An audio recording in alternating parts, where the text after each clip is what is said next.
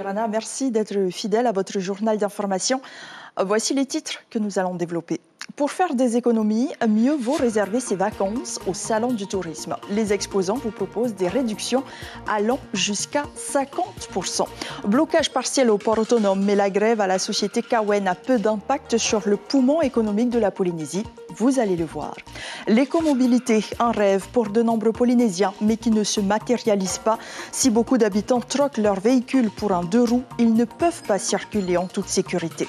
Les paradis de sable et de corail du pays menacés par la montée des eaux, les 15 000 habitants de Tuamotu pourraient être les premiers réfugiés climatiques. C'est le thème de notre rubrique Honot Amotu de ce vendredi avec le maire de Manihi, John Drulli. Alors que les chiffres du tourisme s'embrasent et que les taux de remplissage sont au plus haut, les résidents, eux, continuent de vouloir prendre le large dans les îles. Le salon du tourisme connaît le succès attendu. L'engouement pour le tourisme intérieur est donc bien au rendez-vous. Reportage Caroline Fari, Patita Savia. Pour la plongée alors. Pour la plongée. Et moi je reste ici à attendre les filles qui sont à Air Tahiti. Ok. Le salon du tourisme, on peut s'y perdre, mais l'occasion est trop belle pour les nouveaux arrivants de découvrir les îles et leurs activités. A priori, ce serait un nouveau club de plongée donc, qui pourrait nous intéresser. On va voir un petit peu les tarifs salon. Proposés. On vient d'arriver, c'est l'occasion de connaître un peu les offres. Mais ça a l'air d'être bien organisé et assez sympathique. Et on voudrait surtout regarder au niveau des croisières la nuit pour pouvoir découvrir les marquises de cette manière-là. Les plus audacieux vont s'essayer à de nouvelles expériences. Est-ce que tu sais comment ça se passe en paradis? Il faut sauter de l'avion, ça c'est sûr. Je suis pilote d'avion, donc j'ai tendance à rester dans l'avion. Mais là, je vais voir ce que ça donne de sortir de l'avion en plein vol. Ce sera la première fois? Ah, ça sera la première fois, oui. Madame, ça... Non, je ne vais pas le faire. Dans l'aérien, on innove chez Air Moana et sa prochaine desserte sur Wainé. On a déjà pas mal de demandes depuis le début de la semaine puisqu'on a annoncé cette nouvelle desserte depuis le début de la semaine. Et on pense que la population est contente de nous accueillir. Pension de famille, grands hôtels, clubs de plongée ou croisières charter, tout est à portée de portefeuille. Vous allez aller là-bas. Nous, c'est la caisse. Grâce aux 260 prestataires, dont une quarantaine de nouveaux inscrits, pour beaucoup originaires des Marquises. 40, c'est énorme pour la deuxième édition de l'année. Généralement, c'est le mois de février qui compte énormément d'inscrits. Là, nous sommes agréablement surpris d'avoir autant d'exposants pour cette deuxième édition. 16 à 18 000 visiteurs sont attendus à Mamao jusqu'à dimanche. Les employés de la principale société d'accounage en grève pour une meilleure sécurité dans l'exercice de leur profession. Mais leur cessation du travail va-t-elle réellement avoir un impact sur l'activité du port autonome? Pas vraiment, comme vous allez le voir dans ce reportage de Kaline Liénard et Marouki Duri. 5 jours que les camions de la société Cowan sont à l'arrêt et c'est l'unique entreprise en grève au port autonome. La centaine d'employés n'attend qu'une chose pour reprendre le travail. Ce qu'on attend, on a un préavis. On devait discuter avec le pays, avec les ministres, qui ne veulent pas discuter. Donc, c'est à eux à respecter la règle. C'est comme ça, quand on dépose un préavis, il faut qu'il y ait une discussion. C'est un conflit social qui est interne finalement à cette entreprise. À cette entreprise donc privée, c'est pour ça que vous n'intervenez pas dans la gestion de ce conflit social? C'est ça, un conflit social, donc une grève, c'est un conflit social entre l'employeur et les employés. En l'occurrence, ça concerne une entreprise privée. Donc c'est pour ça qu'il faut que l'entreprise en question et les employés se rencontrent pour en discuter. Les sociétés Satnui et Kotada, elles, n'ont pas rejoint le mouvement de grève, notamment à cause des points de revendication du syndicat RTP Arono Polynesia. Oui, il pourrait y avoir quelques sujets sensibles, comme le renouvellement de AOP-OSP, mais d'après nous, il est prématuré de vouloir négocier ce sujet-là en 2023. Le renouvellement des AOP, là, donc de nos conventions, effectivement, c'est un point qu'il va falloir discuter, mais encore une fois, il faut se poser autour d'une table. Ça ne sert à rien de faire grève sans avoir posé les choses au préalable. Satnui et Kotada poursuivent donc leur activité. De son côté, la société Cowan ne décharge que les conteneurs prioritaires. Tous les frigos sont déchargés, tous les périssables sont pas déchargés, sont livrés. Déchargé du bateau, tout est déchargé du bateau. Maintenant, pour livrer, Nous, on est en grève. Mais on ne va pas priver nos enfants, qui est là, des denrées. Il faut envoyer ça dehors. Et les médicaments? Et les médicaments, effectivement. La semaine prochaine, un bateau de 300 à 400 containers est attendu par la société Cowan. Dans le contexte actuel, pourra-t-il être déchargé ? La sobriété est un sujet qui s'impose de plus en plus dans le débat public. Oui, mais voilà, si l'écomobilité est une volonté politique affichée, peu de choses permettent de la développer en Polynésie, même si les 2 roues électriques séduisent bien des Polynésiens. Les détails avec Chiquita Teiva et Jacques Damour. Pas facile de convertir les Polynésiens au covoiturage. En dépit de son intérêt écologique et économique, les Polynésiens préfèrent encore s'acheter un vélo à assistance électrique. Ce magasin, par exemple, en a vendu 700 depuis le début d'année, dont une quinzaine à la police municipale de Papeete. Seul problème, le manque cruel de pistes cyclables. Les pistes cyclables, il n'y en a pas beaucoup et quand elles y sont, c'est un peu un ramassis de tout ce qui va être un petit peu sale, des bouteilles cassées, des morceaux de fil de fer. Donc c'est un peu un coupe-gorge pour les pneus. Mais malheureusement et heureusement, c'est la meilleure manière de désengorger la ville.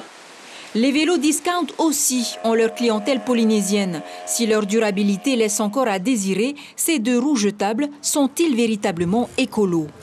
Nous, on a beaucoup de personnes qui viennent nous voir et qui ont acheté ça peut-être 60 000 francs et qui sont déçus parce qu'au bout de 3 mois, ils n'ont plus rien et que ça leur fait un pas pour ensuite arriver sur un vélo qui va durer plus longtemps, qui est réparable, qui a des garanties, qui a du SAV.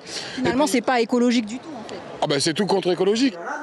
Aucune pollution à l'énergie fossile et silencieuse, les motos électriques de Toria séduisent de plus en plus les jeunes et moins jeunes. Depuis l'an dernier, son chiffre d'affaires a doublé. Quant aux batteries usagées, il s'engage même à les récupérer.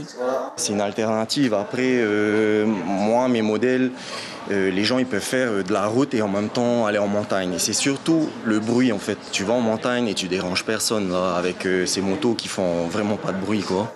Un bon point pour ces entreprises qui sont exonérées de taxes par le gouvernement. Et pour motiver les cyclistes, le ministre de l'Équipement prévoit d'aménager prochainement une piste cyclable en zone urbaine. Nous avons pour projet dès l'année prochaine de démarrer un chantier de piste cyclable qui s'étendra de Carrefour Hawaii jusqu'à Motuhuta. Sur la zone urbaine, il y a quand même beaucoup plus de personnes, notamment situées en plaine, et que si l'on veut réduire le nombre de véhicules sur la route, il faut également essayer de prioriser. C'est pour cela qu'il s'avère judicieux d'intervenir au moins en zone urbaine. En attendant le lancement du chantier, la Polynésie est encore loin de ses objectifs de réduire le nombre de voitures privées sur les routes. Et sachez que les voitures individuelles représentent à elles seules 77% des déplacements au Fénois, alors que nos îles sont particulièrement vulnérables au réchauffement climatique. Inutile de rappeler qu'il est important d'agir. Avec ses 3 mètres de hauteur, l'île de Howe est grignotée par la montée du niveau de la mer. Face à cette menace, les habitants s'organisent pour ne pas devenir des réfugiés climatiques. Regardez ce reportage signé France 24. Est-ce un bout de France déjà condamné par les conséquences du changement climatique ? Ao est un atoll de Polynésie, autrement dit une bande de terre, coincée entre son lagon et l'océan. 60 km de long, à peine 3 mètres de hauteur, et c'est bien le problème, la mer grignote l'atoll. Pour endiguer l'érosion, la population a lancé un chantier ambitieux, créer une muraille végétale. C'est la tâche de ces jardiniers, à l'œuvre depuis des mois. Ces plantes doivent à terme s'enraciner pour tenir le trait de côte. Ils vont aller tout partout les racines. Et ça va tenir. Il va devenir grand cet arbre ? Oui, il deviendra encore plus grand que celui-là. Il va nous protéger justement de l'air marin et même aussi de la houle, des fortes vents. Un barrage qui semble bien dérisoire contre la houle, toujours plus violente. À cet endroit, le littoral a reculé de 20 mètres en 40 ans. Cette partie-là, il y a la route, ancienne route, les militaires. C'était une route en béton. Elle est devenue quoi cette route ? Il n'y a plus rien. Cette barrière naturelle, c'est l'espoir du village. Mais rien ne garantit qu'elle sera efficace et il faudra 10 ans pour qu'elle pousse. Un délai trop long. Les tempêtes, les submersions sont déjà plus fréquentes qu'avant. Alors, dans certaines zones, la loi exige désormais de surélever les maisons. La Tavana, la maire de l'île, est fière de nous montrer ses logements sociaux tout juste sortis de terre. Bon, toc, toc, toc, on peut rentrer? Ah oui, ils ont suivi le terrain, hein, c'est ça. Hein? Ici, une vingtaine de familles vivent dans ces pavillons standards, tous construits sur des pilotis en béton. Regardez. Bon, je passe, hein. Bon, je fais 1m60, ça va. Regardez, c'est nécessaire. Surtout nous qui habitons dans les atolls, hein. Je parle surtout des atolls. Hein. Vous voyez bien, on a l'océan de l'autre côté et le lagon de l'autre. Il n'y a pas de montagne, il n'y a rien qui nous protège, quoi. Tous les villageois n'ont pas conscience du danger. Sur la route, nous passons devant des maisons construites sans permis, à même le sol. La maire le reconnaît, les travaux de surélévation des logements coûtent cher. Trop cher pour certains habitants. Je leur conseille quand même. Hein. Ils me disent, ah ouais, non mais c'est... Tu as raison, Tavana. Mais c'est pas pour ça qu'ils suivront mes conseils. Ce n'est pas le seul défi que doivent affronter les Iliens. Ces derniers temps, l'atoll a connu des sécheresses exceptionnelles. Or ici, il n'y a pas d'eau courante et pas de source. L'eau potable s'achète cher. Il y a ce distributeur communal d'eau de pluie traitée, mais il est parfois à sec. Il y a aussi l'eau importée et livrée par des bateaux ravitailleurs. Exemple, chez cet habitant, chaque mois, il doit refaire son stock de bonbonnes. J'ai mon stock d'eau là, d'eau potable, hein, ici. Je dis bien eau potable. Hein. Car pour tout le reste, hygiène, jardin, il utilise sa propre eau de pluie, non traitée, précieusement stockée dans toutes les citernes qu'il a installées. Là, je suis quasiment pleine là, je suis au maxi là. Ici, j'en ai 2 grandes, j'ai 2 grandes de 40 000 litres, là.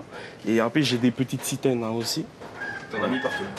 Ben, j'essaye de récolter au maximum l'eau. Hein. Quand les réserves sont vides, il lui reste un recours. Sous cette tôle, un puits d'eau saumâtre. Mais cette eau est impropre à la consommation. Sans pluie, son atoll deviendrait invivable. Si ce temps viendra où il y a la sécheresse, vraiment il n'y en aura plus d'eau, ouais, il va falloir déménager. Hein. Je pense hein, pour les enfants qui viennent après. Hein. Les 1000 villageois de l'île le savent, leur existence est en sursis. Les 1000 villageois, mais aussi les 14 000 autres habitants de l'archipel, près de 1200 vivent à Manihi. Nous accueillons son maire dans notre rubrique Honout Amoutou.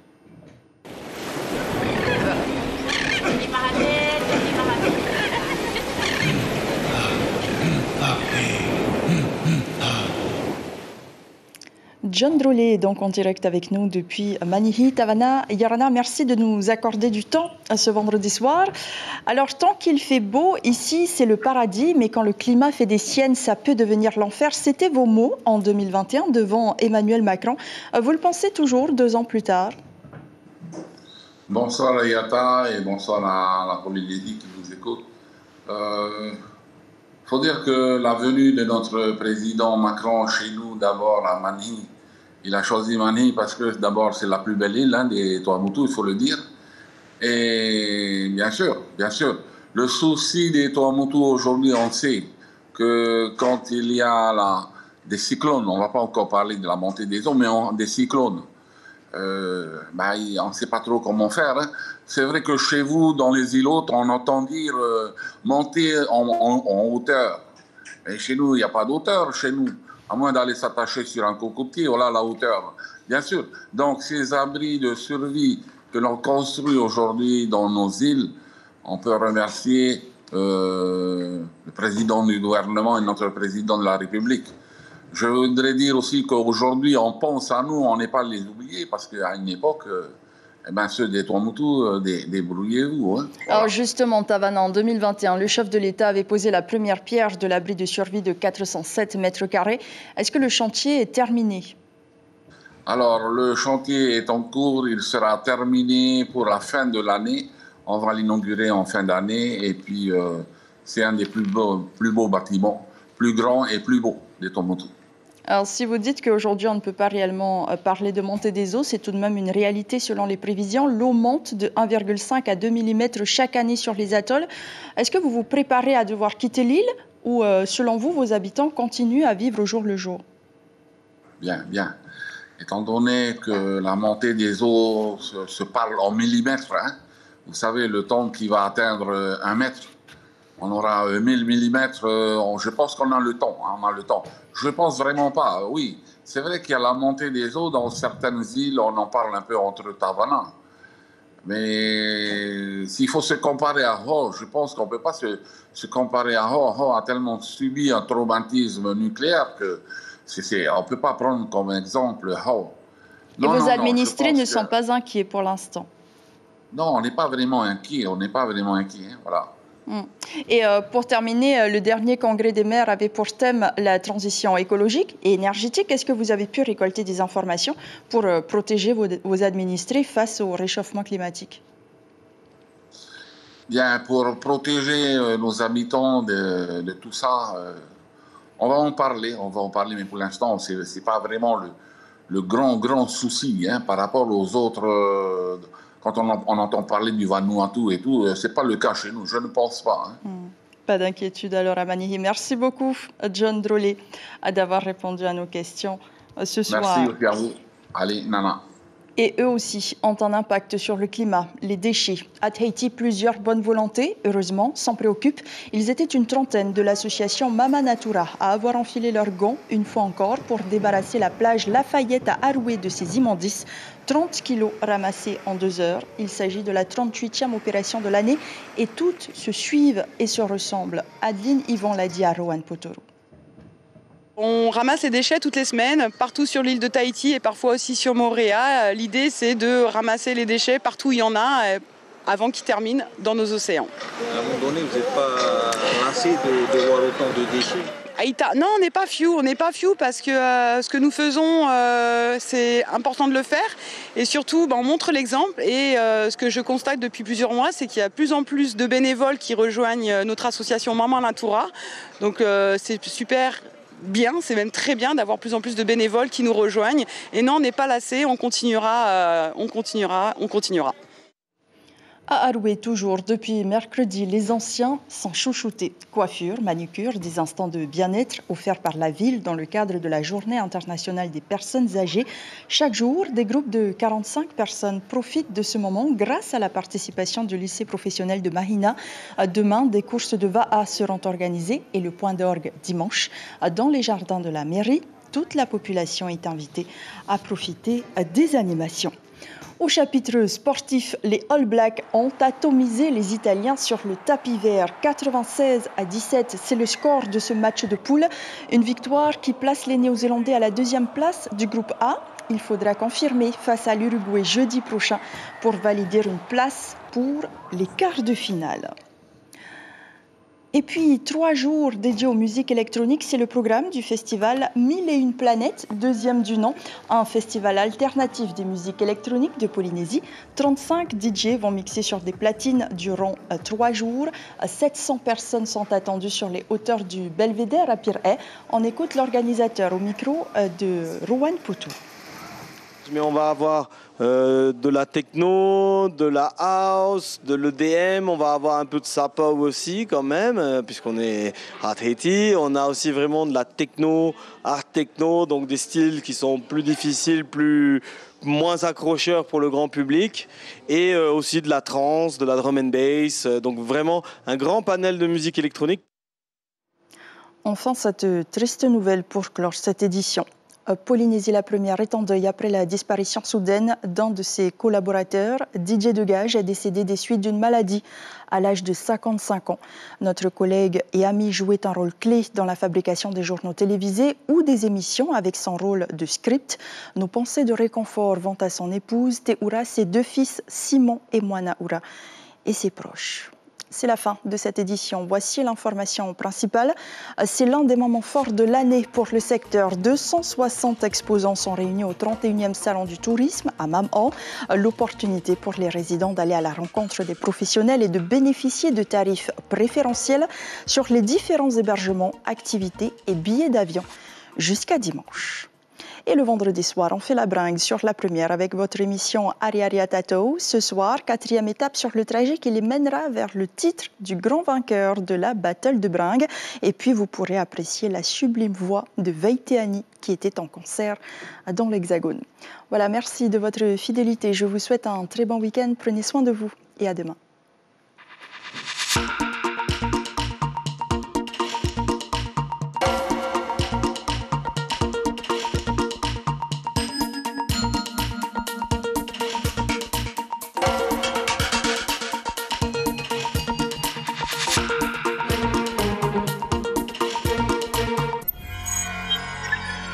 Retrouvez ce programme en replay sur notre site internet